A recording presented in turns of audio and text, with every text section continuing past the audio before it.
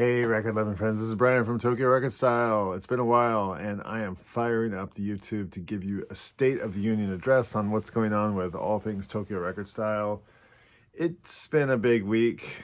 The Red and Blue records came out, the Beatles Red and Blue records. Everybody's talking about them. I have my copies. These are, I don't know what year, but this one I think I've had for a really long time.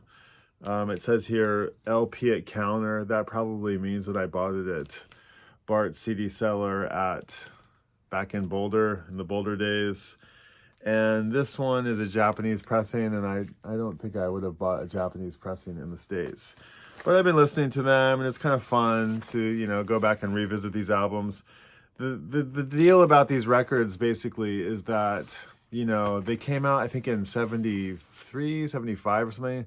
And for the generation of Beatles fans that came, you know, after, you know, She Loves You, yeah. And like, you know, I don't know, our older brothers or our parents' younger siblings, or I should say my parents' younger siblings, maybe, or even my parents, maybe this might have been the first records that they bought. Maybe they didn't go and they couldn't buy all of the old Beatles records. So this was a chance to sort of get, you know, all the great hits from all those early albums in one go in 1970, whatever, you know, 10 years after those albums came out.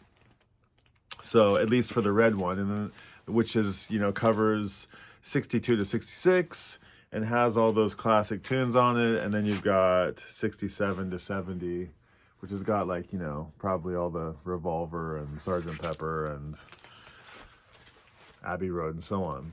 Today, my son actually said to me today, my 11-year-old son saw this on the floor. I don't know why I was listening to this recently. Well, I put it on every once in a while, but he said, oh, I know that. I'm like, yeah, you do? Yeah, you do. That's the Beatles. That's Abbey Road.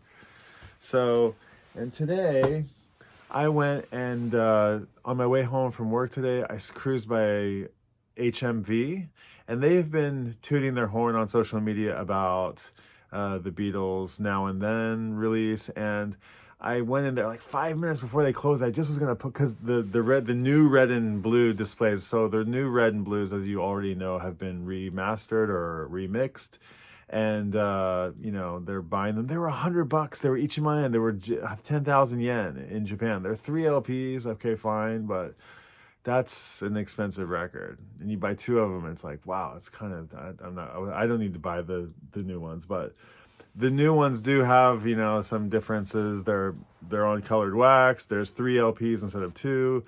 Now and Then is on them, and you know, I heard there's like a gajillion videos out there about them, so I don't really need to add one to it.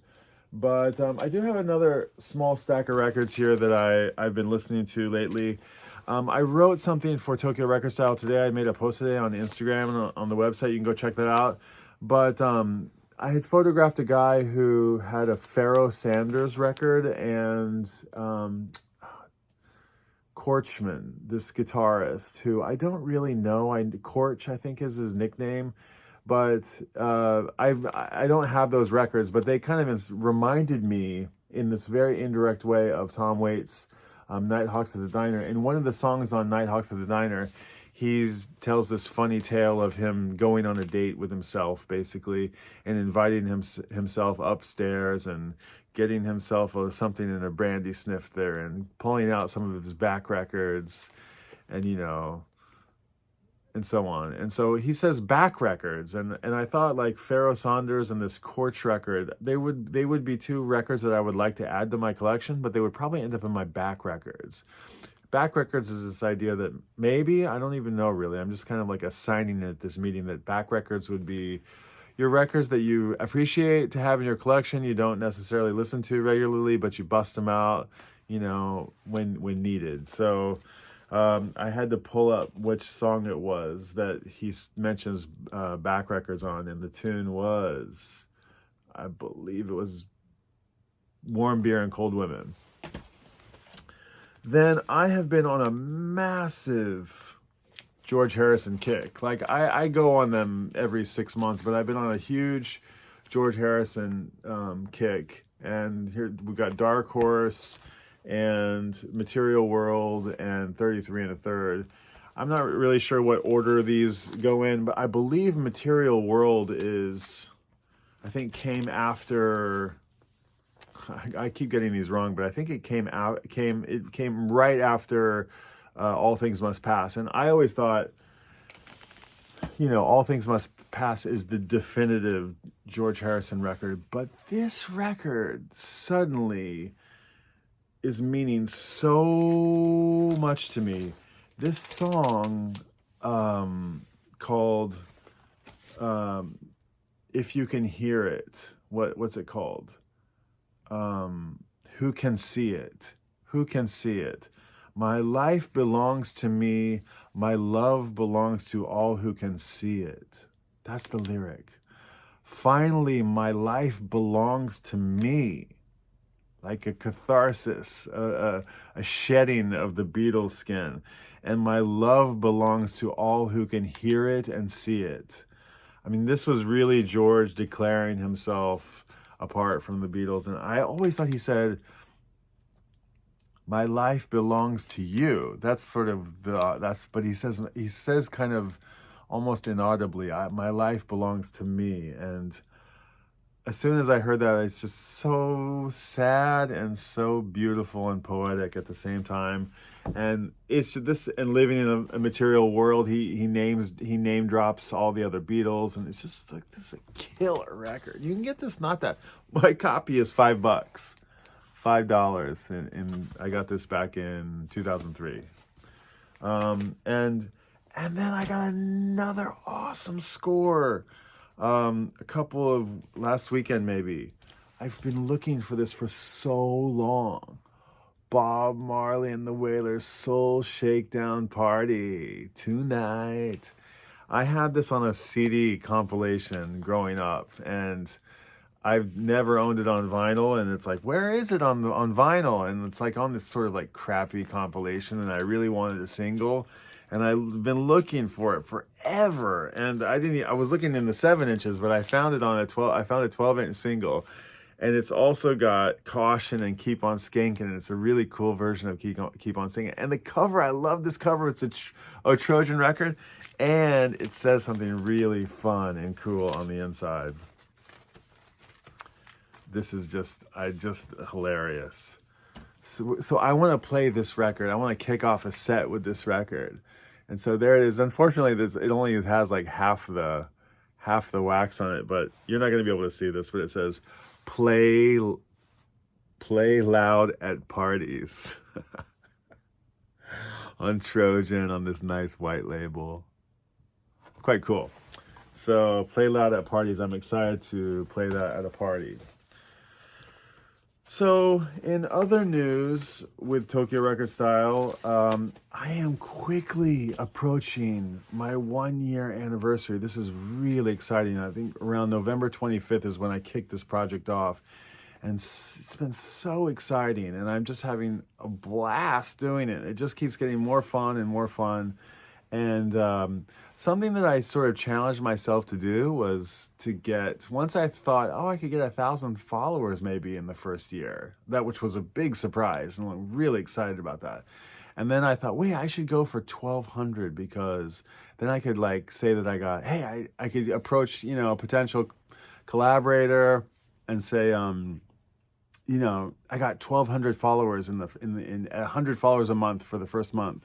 So I was really excited about that. And I announced a couple days ago that I'm probably not going to meet that goal. I'm going to fall short by a couple hundred followers. But I did just hit 1,000 followers.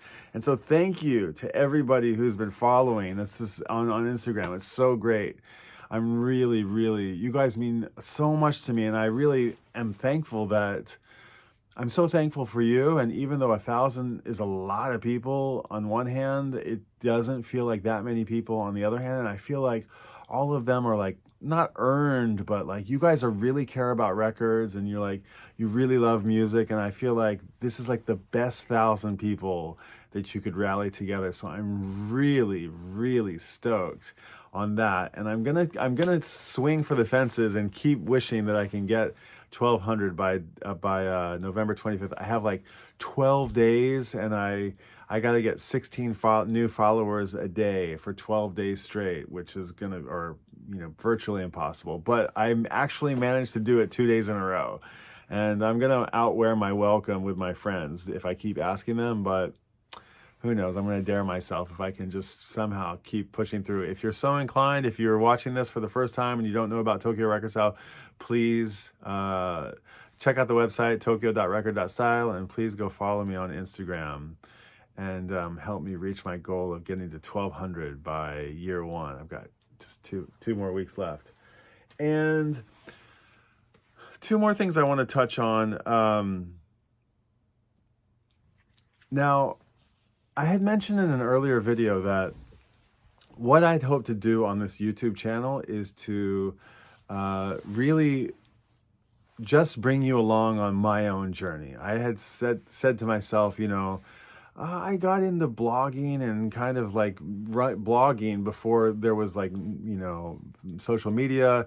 And because I blogged for a number of years before we were all on social media, I kind of feel comfortable, and I almost feel like I have a slightly different relationship with social media than the average Joe, and that's probably not entirely true, but I do feel like I'm less chasing likes and follows because I'm not immune to that dopamine hit, but I actually like to go back and reread what I wrote, or I like the notion of like I'm leaving a breadcrumb trail of what my life was like. So I kind of feel like I'm writing for myself, and I'm sharing for myself, and I'm sharing for my future self.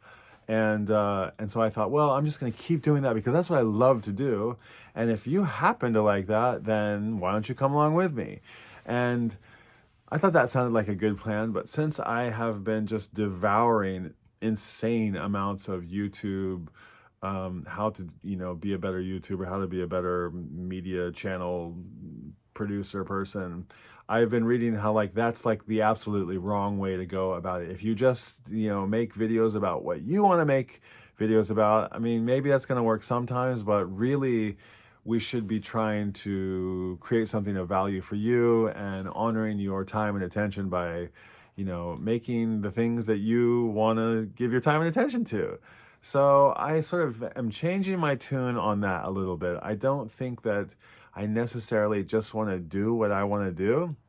I want to find different ways to provide some added value for you and for everybody who's tuning in to Tokyo Record Style. I'm not going to stop, doing the writing and the photos that I really love, but I'm going to try to incorporate your ideas about what this channel should be about more and more, starting with a request for you to make a comment about what you might want to see, what you might want to hear about, what you might want to learn about. Leave a comment below and tell me something that you'd like to see on the channel. What would you like to know about Tokyo Record Style? Would you like to see some record stores in Tokyo? Would you like to hear about visits to Tokyo? Would you like to talk more about music? Would you like to talk about photography? Would you like to talk about style? I mean, these are all things that I plan on discussing on the channel, but I really am curious to hear what you would like to know about, what you'd like to hear about, what ideas do you have for Tokyo Record Style. So please leave a comment and let me have a think about what I could possibly provide for you. And so on that note, I thought that one of the things that I think is of value is the approach that I'm doing this. Now, by approach, I mean like, approaching people on the streets and asking them to make a photograph. That's kind of a thing that's out in the, media world right now. It's you've seen the guy on YouTube or TikTok going, hey, what do you do for a living? Or can I see your apartment? Or, this or that. And what I'm doing is kind of a version of that. I hope it's a more meaningful version of it and a slightly deeper one. But basically, I'm going up to people on the streets and I'm saying, oh, excuse me, are those records? I'm a record collector too, and blah, blah, blah. So I thought, you might be curious and you might gain some confidence or some, possibility to realize a project that maybe you have in the back of your mind, maybe a photography related project, maybe a portraiture project, maybe a project that just involves you walking up to people on the streets and engaging with them in some way that's sort of like outside of your comfort zone. So I thought I would share a couple little photography techniques, one in particular, or a couple in particular. Here's something that it won't be useful, but I'll just share the kinds of knowledge that is inside my head from doing photography for these 25 years. One of them is like, when you sit people down to sit for a portrait and you say, okay, all right, here we go. Yeah, you're looking great. Okay, a smile right there. Oh yeah, it's wonderful. Okay, ta ta ta ta ta ta. Okay, yeah, and maybe you can just move your head a little bit. Oh, here's a little side tip. Asking people to move, take your hand and be like, oh, nose this way. Oh, nose down a little bit, nose this way. And they follow your hand like this. This is the way I ask people, oh, if you could, yeah, move. I look at the light on their face and I move their nose this way. Oh yeah, up and down, up and down.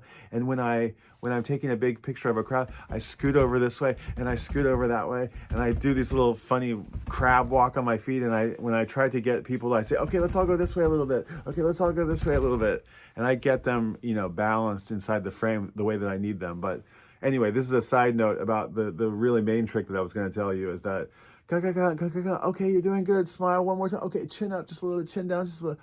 Okay, finish, got it. And they go, oh, bah, bah, bah, bah, bah. That's when you get the shot. That shot, when right after they say, boom, you get that one, and that's the one that we don't ever think to get the photo of. But just having done this so many times, I don't think about it. I just end up doing it. But I kind of consider that, even though it sounds pretty straightforward, a kind of higher level photo tip. But what there is one kind of tip that I want to talk about today.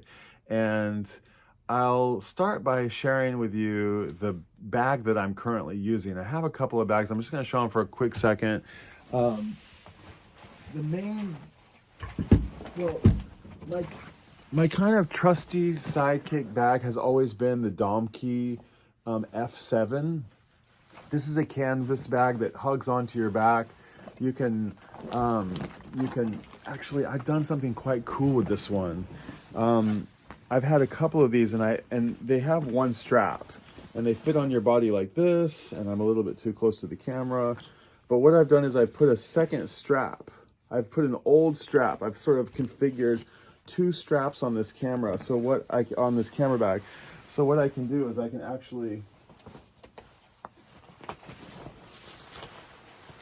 double strap it. And I have to kind of fidget with it a little bit to get it right. But now I've got a DOMKE bag on my back, and I can access the pockets like this. And this is a really killer setup. So I've had this forever. This is kind of the big one, DOMKE F-7. This holds 2 camera bodies and lots of stuff and lots of lenses, but I'm not actually using that camera, that bag that much at the moment. I'm using one of these WANDRD, I forget what the WANDRD Provoke. This is the bag that I'm using right now. I'm using the medium size one, not the big one, and not the small one. This is like the medium size. This is a great bag. I'll probably buy another one. But it's got all kinds of great great kinds of pockets, and it's good for lugging around the computer, where the DOMKE's not really good for lugging around the computer. But anyway, it opens from the back. And inside I've got lenses being repaired, but I've got my trusty Canon R5, which is what I mainly use for the Tokyo Record Style project. This is the Canon R5. I don't know if there's a Mark II yet, but this is the Mark I, and I've had it for a couple years. It's mirrorless. I was on 5D forever and ever, and 1Ds and the old SLR system, but finally I leveled up to the R5, and I love this camera. I love this camera. I didn't really love the 5D ever that much, but I love this camera. It's got incredible autofocus, and I became a back button autofocus person with this one, and boy, I should share, I'm getting deep here in the woods. This has got a lot of cool features. I'm going to feature them in upcoming videos, and I'll tell you about a few settings and few points. But I wanted to just say this one thing about approaching people on the streets.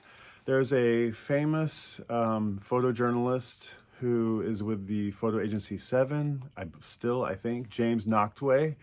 I haven't kept up with his career in recent years, but I assume he's still up to incredible photography, and he's often in conflict zones, and he's photographing war and, you know, very disastrous situations.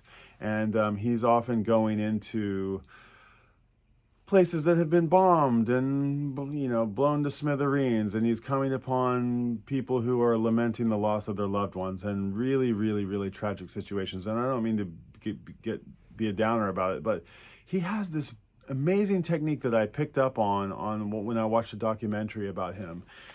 He used to, I can't remember if I saw it. He had like a camera, like a video camera on the hot shoe to like show you the angle of his and give you kind of a first person view of how he takes photographs. But he just has this one simple gesture that I use all the time, and it's body language. That's really where I wanted to go with this whole thing. It's all about body language. Now, I would assume that when you are facing some really disastrous, terrible circumstances in your life, the last thing that you want to have is somebody pointing a camera in your face.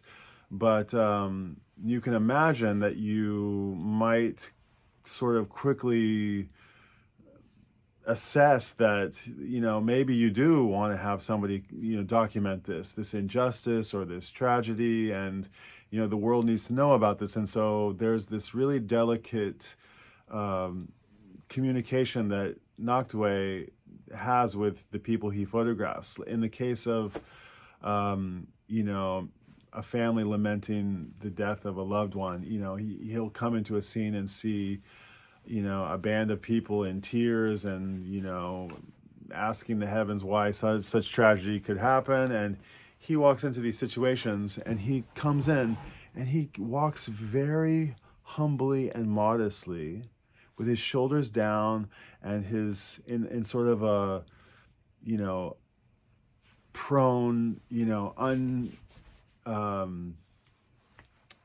unaggressive way, a very passive sort of way. And he's got this hand gesture, which is not this and not this, and it's this, I don't exactly know how to explain it, but it's just this, you know, it's almost like but this is how it gets interpreted.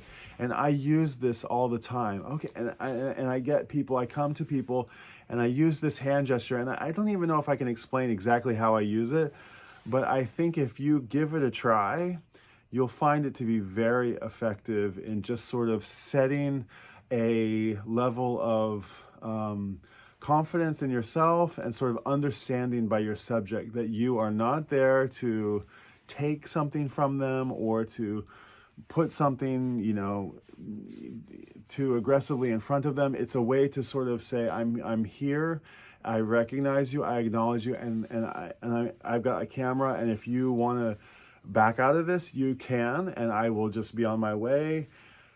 But if you are okay, then we're going to do this. And it's like when we can have this communication with just some hand gesture, it somehow, you know, melts ice and just creates a, you know, release of tension. So that's one of my advices. And then the other thing is this sort of shoulders, and also there's this sort of body language where sometimes when I see, well, not sometimes, almost always when I go on the street, when I walk up to people, I say, oh, are those records? Oh, I'm a record collector too. I'm also a cameraman. I come back from them and I say, I'm not threatening. I'm just a guy with a camera, and I really love your records. And if you don't want to take a picture, it's totally fine. but I am, you know, this is what I'm doing.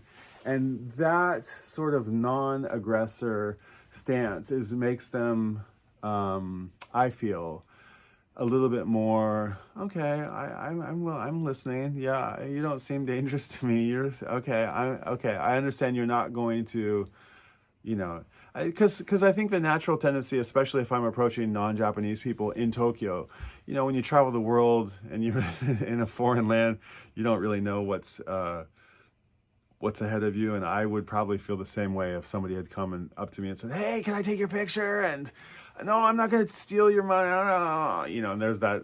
It's been like that once or twice, but this like, oh, hey, yes, we're okay. I collect records too. Oh yeah, I'm a photographer. Oh yeah, you want to do a photo? And it's this, and it's giving them the you know, choice to say yes or no. And if given the choice, I think that they tend to be more likely to say, okay, all right, yeah, all right, come on, welcome, please be, you're invited into my space. So those were my two little pieces of advice about this hand language, you know, this hand gesture as a way to just say, you know, I'm here and I'm going to take a picture if you're coming into a space.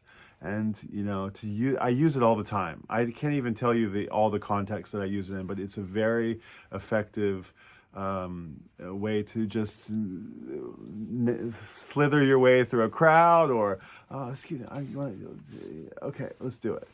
And sorry, I'm just kind of mumbling. And then this backwards body language, or this sort of like humble language, or this facial expression, like I'm of no threat to you. I'm here to take your photo. And so those are two really effective tools that I have in my toolbox. And then, as I mentioned, like nose up this way, this is a good one too. And then the crab this way and the crab that way. But so yeah, more camera tips, I think, in upcoming videos, if you found that useful. Here's one last one for the parents. Get on the same level as the person you're photographing. If you're really tall and you're taking a picture of your kids, it's never really good. Get on their level, get into their world where you can see what they see. Same with adults. Like if you can take it, depending on how tall you are, you know, if you can get, you know, slightly below them, you know, you can use those perspective skills to make more impactful photos. So yeah, again, more tips on the way, but I wanted to offer a couple of those just to give you a sense of what it's like when I take photos. And yeah, I'll leave it at that.